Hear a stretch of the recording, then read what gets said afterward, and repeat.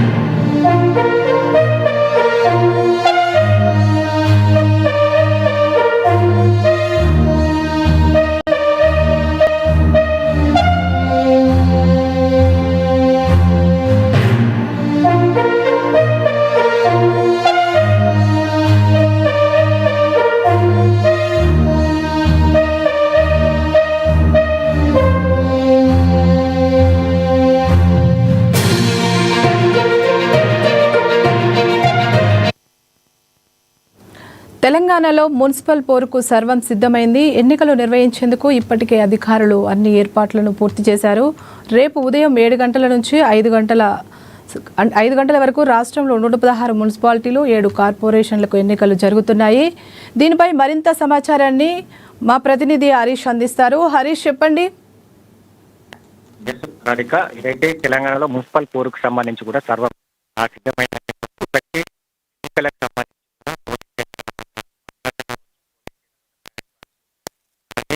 CC కెమెరాల బిగింపు అలాగే పూర్తి స్థాయిలో అన్ని ఏర్పాట్లు పూర్తయ్యాయని చెప్పొచ్చు.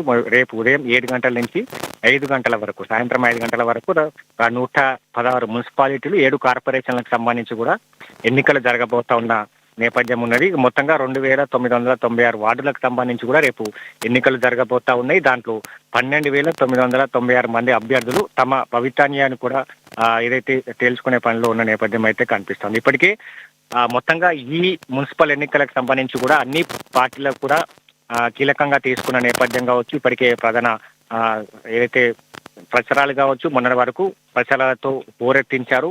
ఇక ప్రతిపక్ష బీజేపీ, బీఆర్ఎస్ కి సంబంధించి కావచ్చు, అధికార పార్టీ కాంగ్రెస్ కి సంబంధించిన అగ్రనేతలంతా కూడా అక్కడ ప్రచారాలు నిర్వహించిన నేపథ్యం అయితే కనిపిస్తా ఉంది. ఎవరి ధీమా అయితే వాళ్ళు వ్యక్తం చేస్తా ఉన్నారు. ఖచ్చితంగా మున్సిపాలిటీలో క్లీన్ స్వీప్ చేస్తామని కూడా కాంగ్రెస్ పార్టీ ధీమా వ్యక్తం చేస్తా ఉన్నది. ఎందుకంటే ఇప్పటికే వచ్చిన బైపోల్స్ కావచ్చు, మన జరిగిన స్థానిక సంస్థల ఎన్నికల్లో కాంగ్రెస్ పార్టీకి సంబంధించి మెజార్టీ స్థానాలను సొంతం చేసుకుని ఇప్పుడు కూడా ఈ మున్సిపల్ ఎన్నికల్లో కూడా క్లీన్ స్వీప్ చేసి ఇక మరోవైపు జిహెచ్ఎంసీ పై కూడా టార్గెట్ చేస్తా ఉన్న నేపథ్యం అయితే కనిపిస్తా ఉంది. ఇక అక్కడ బీఆర్ఎస్ కావచ్చు, బీజేపీ కావచ్చు, వాళ్ళ ధీమా వాళ్ళు వ్యక్తం చేస్తా ఉన్నారు. మీ మున్సిపాలిటీలో కూడా ఏదైతే మెజార్టీ స్థానాలను సొంతం చేసుకుంటామని కూడా చెప్తున్న నేపథ్యం అయితే కనిపిస్తా ఉంది.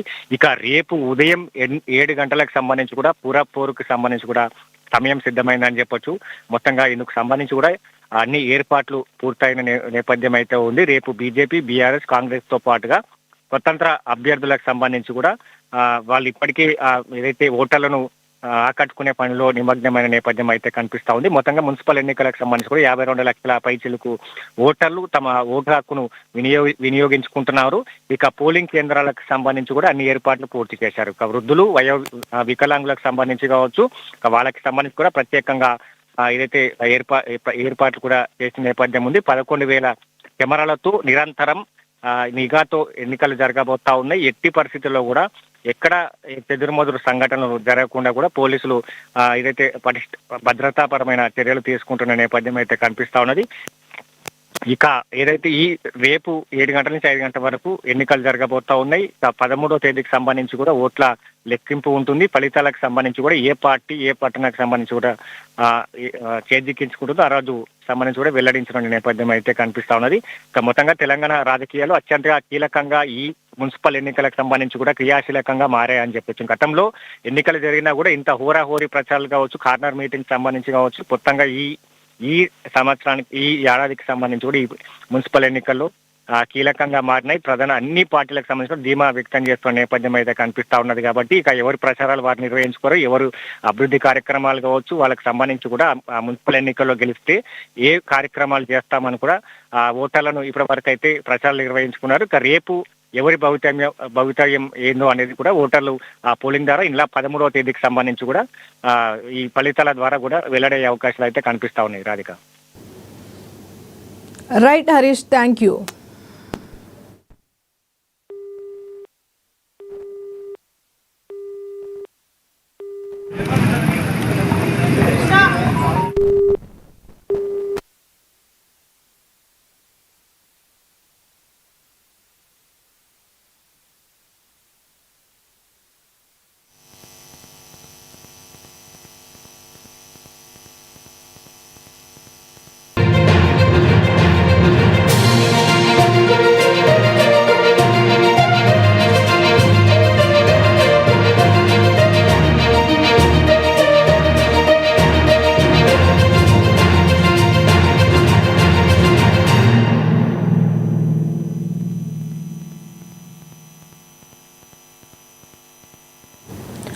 మాజీ మంత్రి అంబటి రాంబాబు పీటీ వారెంట్ కేసుపై ఈరోజు విచారణ జరగనుంది. ఈ మేరకు స్పెషల్ మొబైల్ కోర్టు ఈ కేసును విచారించబోతుంది. ఇప్పటికే చంద్రబాబుపై అనుచిత వ్యాఖ్యలు చేసిన కేసులో అంబటి బెయిల్ మంజూరైనప్పటికీ పీటీ వారెంట్ కేసులో ఆయన ఇంకా డిమాండ్లో కొనసాగుతున్నారు.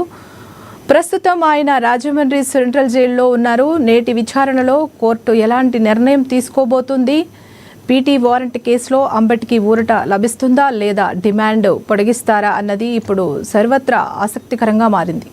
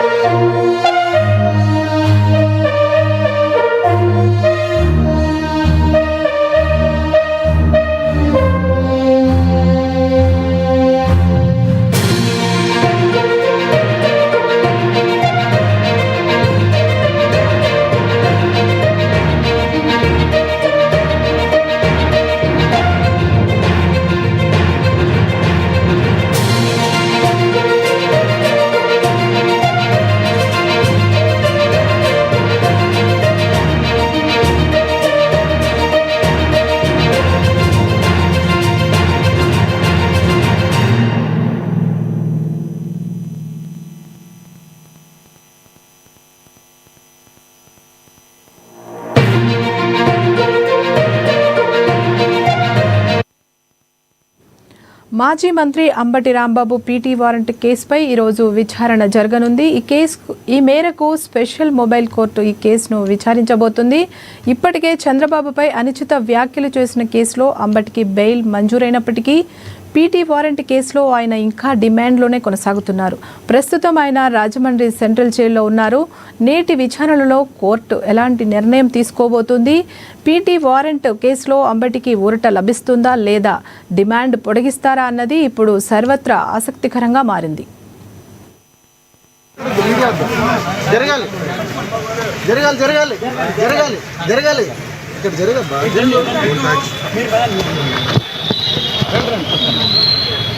తప్పన్నా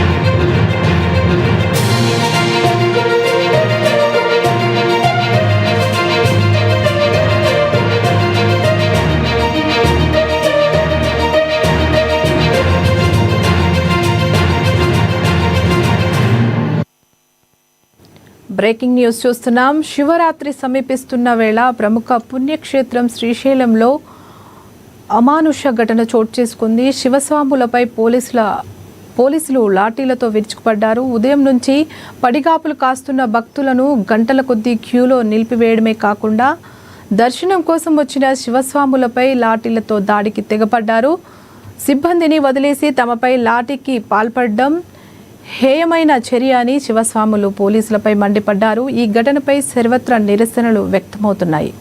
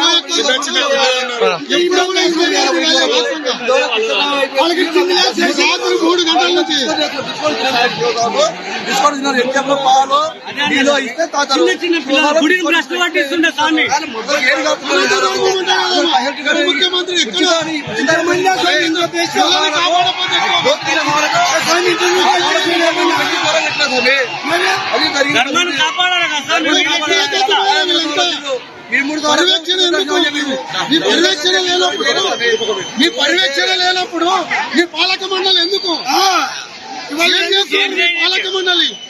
పాలక మండలి ఎందుకోసం ఉంటది? వచ్చే భక్తులకు ఎవరికి ఇబ్బంది కలగకుండా పాలక మండలి, ఆ పాలక మండలికి చేతగాలప్పుడు ప్రభుత్వం ఆధీనం తీసుకున్నాం. మనం ఏంది స్వామి భక్తులు ఎందుకోసం వస్తారు? ఇంత ఇబ్బంది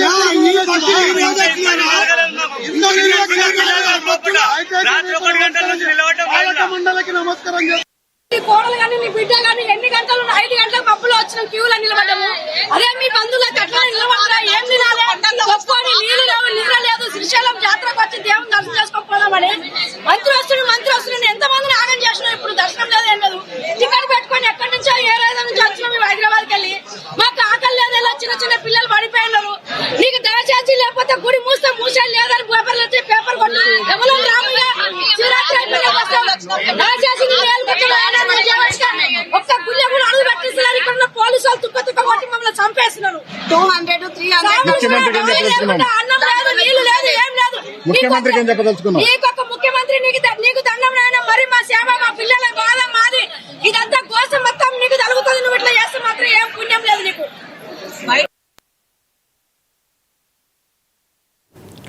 పల్నాడు జిల్లాలో అవినీతి తిమింగ్లాలు వరుసగా ఏసీబీ వలకు చిక్కుతున్నాయి. చిలకలూరిపేటలో ఏసీబీ అధికారులు నిర్వహించిన మెరుపు దాడుల్లో ఏఈ సత్యనారాయణాచార్యులు అడ్డంగా బుక్కయ్యారు. సిమెంట్ రోడ్ల నిర్మాణానికి సంబంధించిన కాంట్రాక్ట్ బిల్లులను క్లియర్ చేసేందుకు గాను ఏఈ సత్యనారాయణాచార్యులు 24,000 లంచం డిమాండ్ చేశారు. బాధితుడి ఫిర్యాదుతో రంగంలోకి దిగిన ఏసీబీ అధికారులు కార్యాలయంలో నగదు తీసుకుంటుండగా ఆయన్ని రెడ్ హ్యాండెడ్గా పట్టుకున్నారు. ప్రస్తుతం ఏసీబీ అధికారులు రికార్డులను పరిశీలిస్తున్నారు.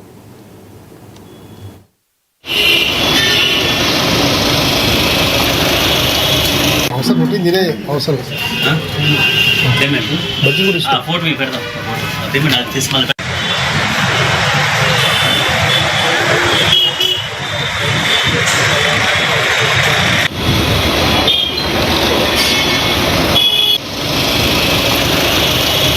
అవసరం పుట్టింది ఇదే అవసరం.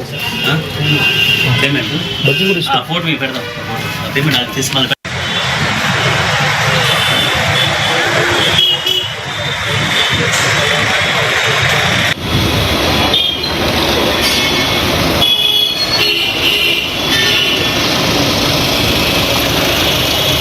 అవసరం పుట్టింది ఇదే అవసరం. పేమెంట్ బజ్జీ కూడా ఇష్టం. ఫోటో పెడదాం. పేమెంట్ అది తీసి మళ్ళీ